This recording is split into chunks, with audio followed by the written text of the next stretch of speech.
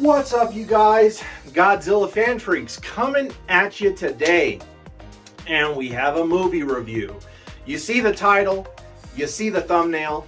I'm very late to this party because at the time that this movie did come out, it was roughly around that time that I also announced my hiatus for a little while, and I just needed to recharge my kaiju content creator batteries. But we're finally here, so late to the party or not, gonna do a review on Godzilla x Kong, the new empire. So, expect spoilers, of course, as you can see that in the thumbnail. Godzilla is spoilers. Anyway, all I can say is fun movie. You know, you guys are gonna get my opinion on the movie here, good and bad. I don't even know if there really is anything bad I have to say about it, in all honesty. Just because, you know, the Monsterverse is what it is at this point. And there are still people out there that are constantly comparing Godzilla -1 to this new, you know, Monsterverse film. And you can't do that. Okay, for one, two totally different types of Godzilla movies. Godzilla -1, very deep, dark, serious Godzilla movie. Godzilla x Kong, the new empire, very big, dumb, fun, turn off the brain, watch all the action, very, you know, Showa almost type style movie.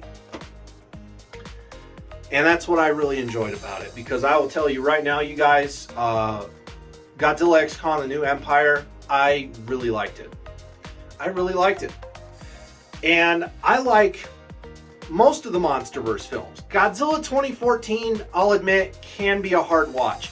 I do like it from its, you know, the perspective of it and the humans and everything, but it would have been nice to get a little bit more kaiju action. You know, not so much cutting away to the human plot points. And of course, Godzilla 2014 was a very dark film. It was very hard to see things. And so Godzilla 2014 is still a very hard watch for me because of that.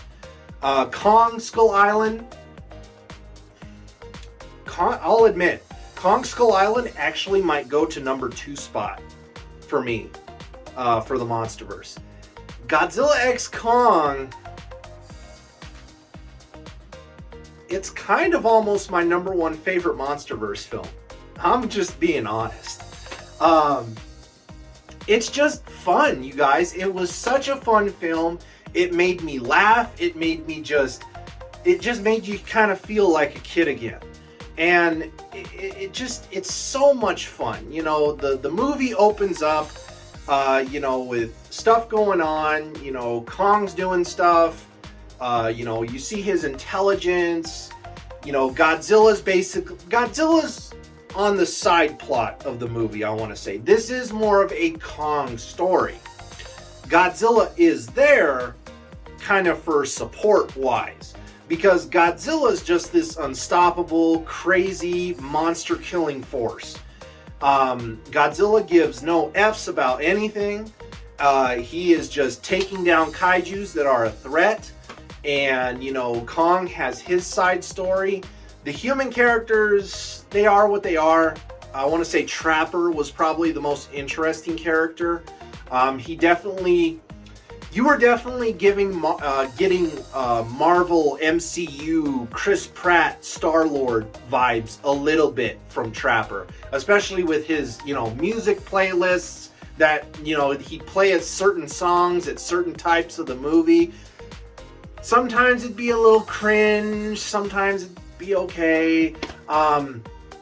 But the human story, with it being there, was great. But it was monsters in your face. There's always something going on with Godzilla or Kong in this movie throughout. And it's just done really well. You know, the CGI and effects, you know, they were good. But again, just for the fun factor of this movie, I enjoyed it. You know, I did like that Godzilla attacked a nuclear facility. You know, and you saw him sucking up the radiation and supercharging himself to fight another Titan to again supercharge himself on top of the supercharge that he already got to fight the big baddies at the end. Kong, very good story with Kong. One thing I do want to say, I'm not going to be going scene by scene. I've seen the movie 3 times now by this point, by the way. But the story with Kong has in this movie, it's just done very well. And one thing I want to say that this movie did very well was the non-dialogue. Excuse me. And what I mean by that is you have scenes where Kong is communicating with others of his species, okay? Again, spoilers. There's more monkeys, giant monkeys, but it's all done very well. You know what's going on. There's the emotion in the faces. The dialogue, by not having the dialogue between the monsters, of course, because yeah, they can't talk, but still, it was just very well executed. That's the word I'm looking for. And it was just great. Even in the beginning when Kong's running from all of those jackal kaiju or whatever they are, and he's setting up traps, and then he goes to, he's getting food for himself so he can eat, and then he has a toothache, one of his teeth is like cracked and busted, and it hurts. And, in the middle of all of that, the famous Titanus Doug, comes in and is like stealing his meal and literally rips it out of Kong's hands. But that's because Kong also got distracted because he thought he heard another one of his kind. And then it turns out to just be like this kaiju frog thing that can imitate roars. But even like that, it's like you feel what Kong's going through. Because, we've all had toothaches, especially when you bite down on something and it hurts, Oh, it sucks. It's one of the worst pains that you could ever experience, in my opinion. But, it's just great, and of course Kong goes back up to the surface. They, Trapper takes the tooth out. That was one of the cringy moments, was when Trapper was first introduced. I feel like the whole song that they used, it was funny, it made me giggle, but it also just made me go, oh my god, that's so cringy. The whole, I gotcha. I was like, oh Jesus. But they yank his tooth out. They replace it with a metal tooth, which I think was pretty dang cool. And it just goes on from there, the story, because then Kong's trap that he set in the beginning of the movie, it opens up this fissure that goes to a lower subterranean realm in Hollow Earth. And it was just cool, and it just had that story advancement. And again, Godzilla's just one-shotting kaijus left and right. He's getting more power, and he got, you really just grasp that, okay, Godzilla's not to be messed with whatsoever. Humans, go down into Hollow Earth. There's a tree that eats one guy. That was pretty funny. Kind of fast forward a little bit through some stuff. You eventually get to where Kong is exploring this area, and then he comes across Suko, which is the little red, King Kong guy. And then, of course, Suko is just a diversion to throw Kong off, and he gets jumped by other giant apes. And, of course, Kong just takes them all out. Again, I actually laughed out loud in this part, especially when Kong picked up Suko and was just using him as a frickin', heavy-ass pillow in a pillow fight, or whatever you would want to use the analogy, a baseball bat, I don't know. That was hilarious. Kong literally picks up Suko and just boom, hits one ape, boom, hits another ape, and then chucks him at the last one. And my wife had to touch my shoulder because I started almost laughing uncontrollably. That was hilarious. And even to the point to where, After that fight was over, there's the one ape that's trying to get away, and Kong literally just picks up a rock and he chucks it and knocks the ape right in the head. Of course, the ape still gets back up and returns back to, you know, his base or his master, because Scar King. But it was greatly executed. I thought it was fantastic. And then you have the chemistry between Kong and Suko for that rest of the time, while Suko's showing him where his kind are, and they're all enslaved and everything. Sorry, my eye, I just got an eyelash in my eye. And then I'm trying not to choke on my own spit. Jeez. Okay, let's not ruin this video. Anyway, so fast forward a little bit. Suko's still trying to get one over on Kong. He lures him into the water, making a bunch of noise. And you can tell in Suko's face, he's up to something. You know, he kind of has that Smeagol from the Lord of the Rings. Like, you know, when people's backs were turned or they weren't looking, he was like, okay, what can I do? Oh, I know. Dang, his eyelash is bugging me. There's this giant sea serpent thing in this water. I'm going to make it get the jump on him, and then I'm going to get away. Because Suko still is not really friends with Kong at this point. I don't blame him. Again, Kong picked him up and was freaking flinging him around. So, Kong fights this giant sea serpent, you know, Manda type kaiju thing. Kills it off screen, but, you know, obviously Kong's going to beat it. And he eventually shares his, you know, because Kong's going to eat it, you know, that's what they do. And he eventually shares it with Suko, which Suko's still not really sure. He's like, whoa, wait, you're what? You're being nice to me? What's going on here? Because all Suko has known has been tyranny and pain under Scar King's rule. He's never known kindness. So, you know, he eventually does become friends with Kong after that point. He's like, okay, this guy is cool. He picked me up and he tossed me around, but I deserved it because I was mean to him.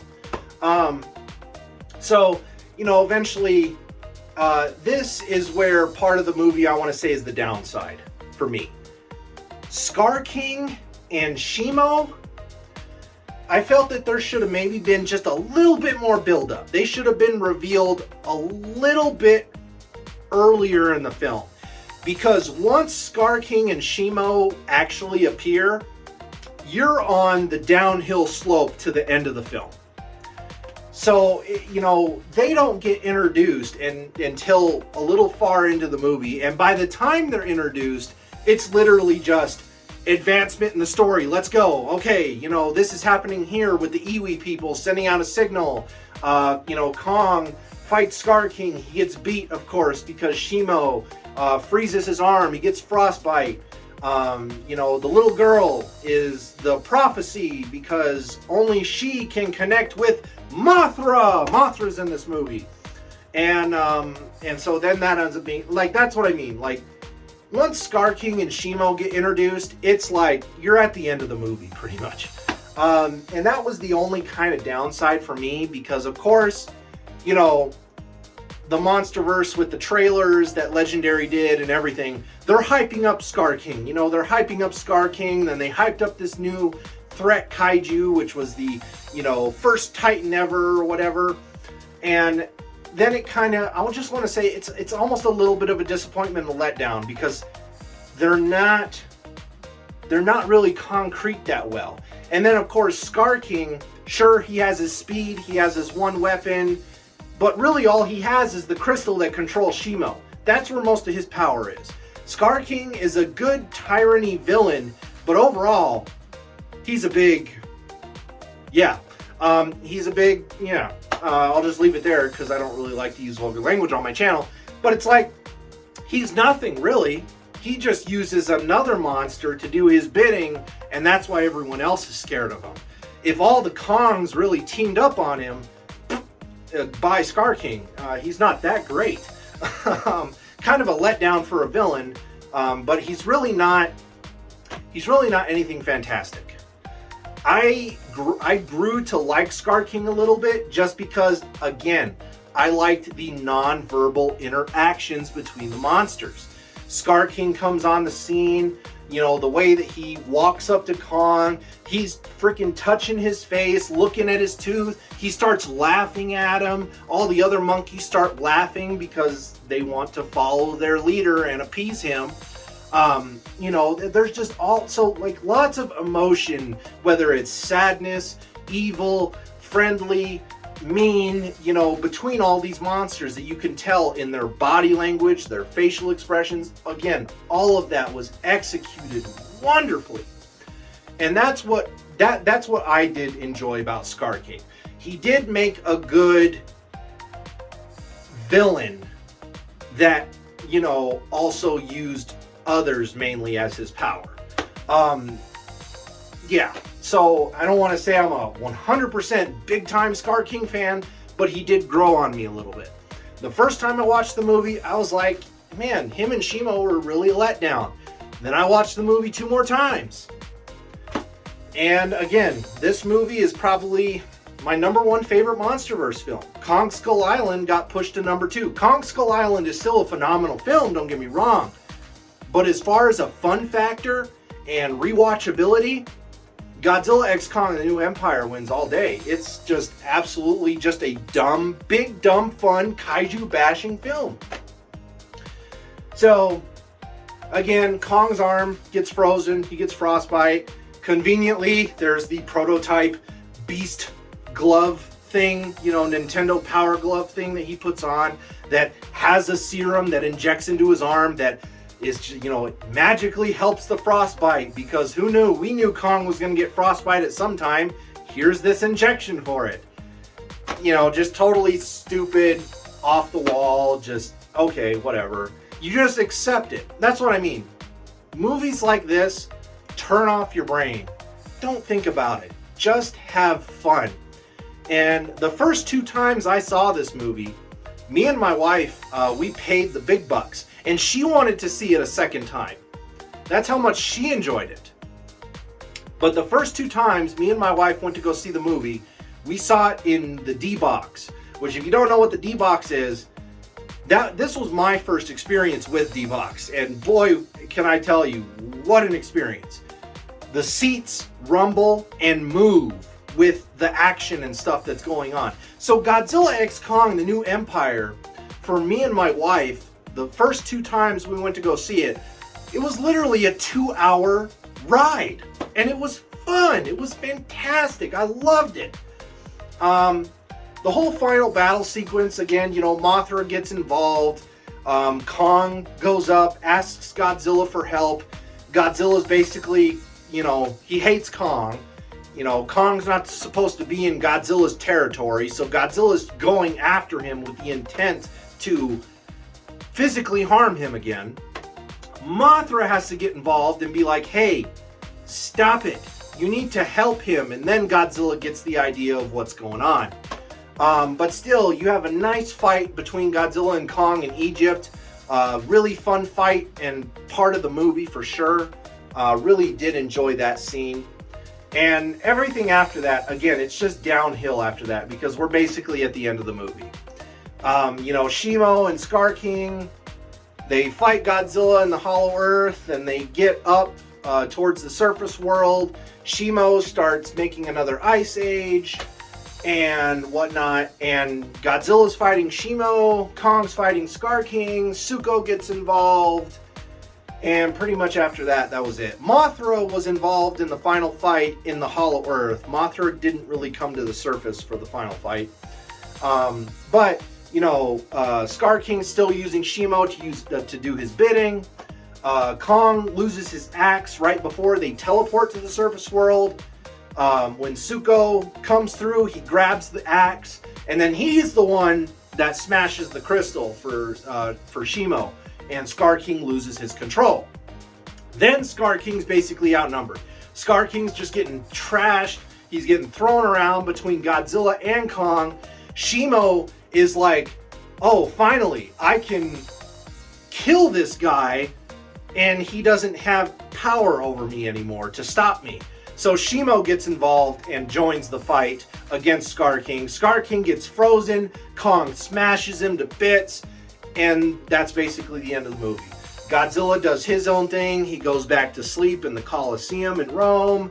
Kong goes back down to Hollow Earth with Suko and Shimo, because now Shimo's Kong's friend. So now Shimo's going to help Kong, of course, without Kong doing any of the crystal stuff and causing her pain.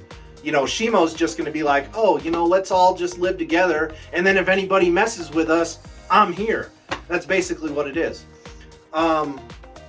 So again, you know, the human plot point, it's there, it works for what it does. Again, both plots, the humans and the monsters, this movie is just big, dumb fun. I really enjoyed it. I did. Godzilla's evolved form, my favorite version of Godzilla in the Monsterverse thus far. I cannot wait to get a few figures of that in my collection. Definitely have my eyes on the Haya. The SH Monster Arts just dropped for pre-order at the time of this recording. The Haya being 50 bucks, SH Monster Arts still being 120, 130 bucks, and that's all you get. SH Monster Arts, I'm sorry, but they need to... I don't even care that it's Yuji Sakai doing the sculpting on the SH Monster Arts figures. Tamashii Nations needs to get their quality control issues with paint and stuff under control, because with all of that, I don't care that Yuji Sakai sculpts it. That doesn't warrant that premium price when you can pick up the Haya for almost half that. It's ridiculous. So, definitely looking forward to some Godzilla Evolved figures in the collection. You know, I love the pink and the purple. I thought it was awesome. And yeah, I'm down for some Godzilla Evolved figures. And you guys know me. I'm not the biggest Monsterverse fan, but man, this movie kind of ignited me a little bit with the Monsterverse. I will say that. I am kind of geeking out just a little bit with it. And I cannot wait to own it on physical disc. That is for sure. Again, this movie has rewatchability up the yin-yang. It's just a fun kaiju bashing time of the film. And I thought it was great. So that was my, you know, review with some spoilers and opinions and stuff, and a little bit of a downside with the movie. But overall, very enjoyable film for myself. My wife really liked it too, so that's awesome. Anyway, you guys, hope you guys enjoyed this video on my review of Godzilla x Kong, The New Empire. We are Godzilla Fan Freaks. Please comment, like, and subscribe. Atomic blast that notification bell. Don't forget to like and follow Godzilla Fan Freaks over on Facebook and Instagram. That way you stay up to date with everything that's going on with this channel and stuff that I'm going to be putting out, and future videos and stuff like that, and stuff that I get and whatever. So anyway, you guys, hope you enjoyed. We are Godzilla Fan Freaks, and we will see you in the next video. Thank you for watching.